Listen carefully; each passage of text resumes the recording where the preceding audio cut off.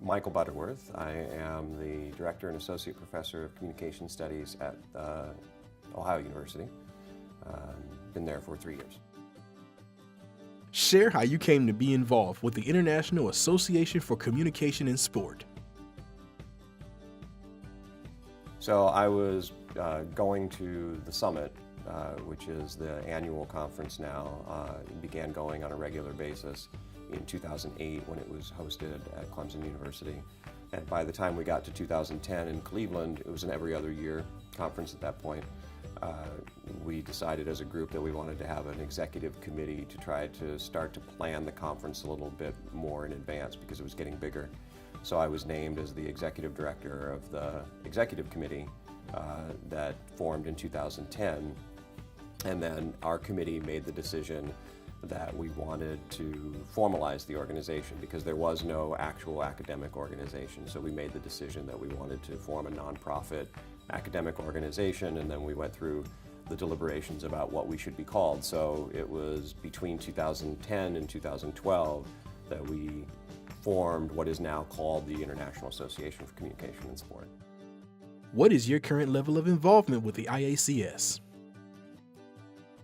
So I don't have a formal role at this point. I was executive director, the founding executive director from 2012 to 2015. And that gave me 5 years total between the executive committee that we originally formed in 2010 and then the IACS once we formed it in 12.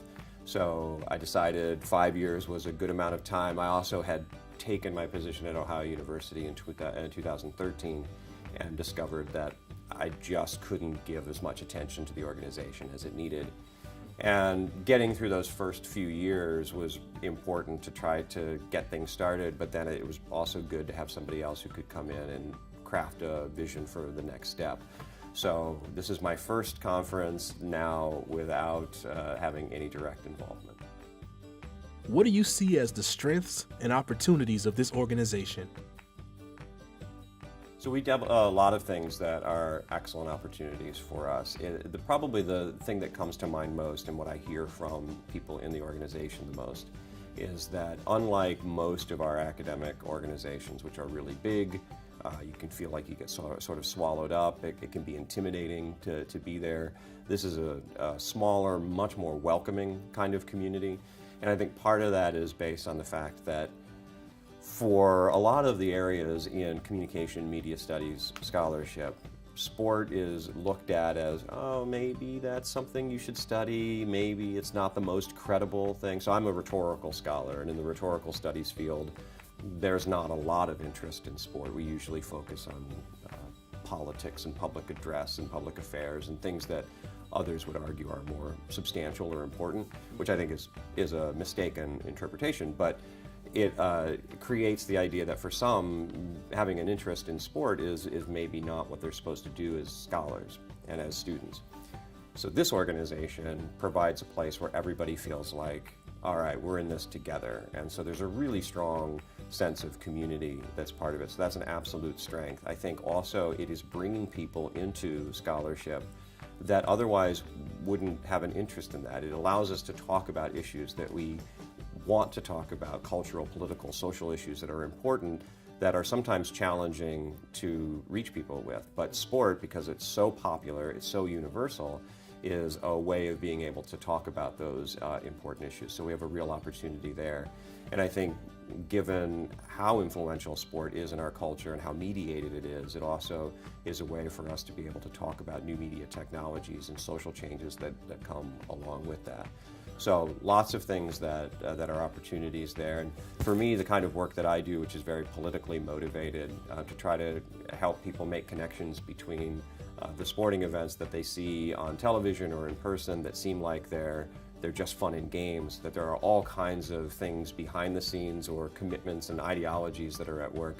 And so it's an opportunity to be able to make those connections. And this is a great format for being able to do it. What do you see as the challenges the organization faces? So we're a new organization, which means there are going to be growing pains. There was a lot of initial enthusiasm. You get a burst of excitement and participation. the challenge then is to try to maintain that and take a next step. So once we've got everything started, once people start to come to the conference, participate by submitting to the journal, Communication in Sport, things like that, where do we go from there? So one of the efforts has been to try to make sure that the larger scholarly organizations also support communication in sport research, and International Communication Association, National Communication Association, Association for Education and Journalism and Mass Communication, all these major organizations, which are 5,000, 6,000, 7,000 members strong, those are places that now have divisions as well. And so the challenge is to make sure that we're communicating outside of our group in IACS and making sure that we're working together with other organizations, try to grow the organization and grow the interest. And I think there is robust interest in things like social media scholarship, for example, and that makes a lot of sense. Right? This is a relatively new area of study. That means you're bringing in people who are younger generations of scholars who happen to use the technology in a way that, as it's exploding and developing in actual practice. So that makes a lot of sense. But I think we also need to be cautious not to over-invest in those areas and make sure that we really diversify the kinds of studies that we do. So media scholarship in general has always been way out in front on this. In communication and media as a broad field, media scholarship goes back 30, 40 years. In my field of rhetorical studies, it's much more recent, but we also have a lot of gaps: organizational communication, interpersonal communication, different parts of our field that we need to see more consistent work being done to make sure that we really have a well-rounded discipline. So I think that's one of the other challenges for us. What would you like to see the organization do as we move forward? Well, obviously, I'd like to see it continue to grow.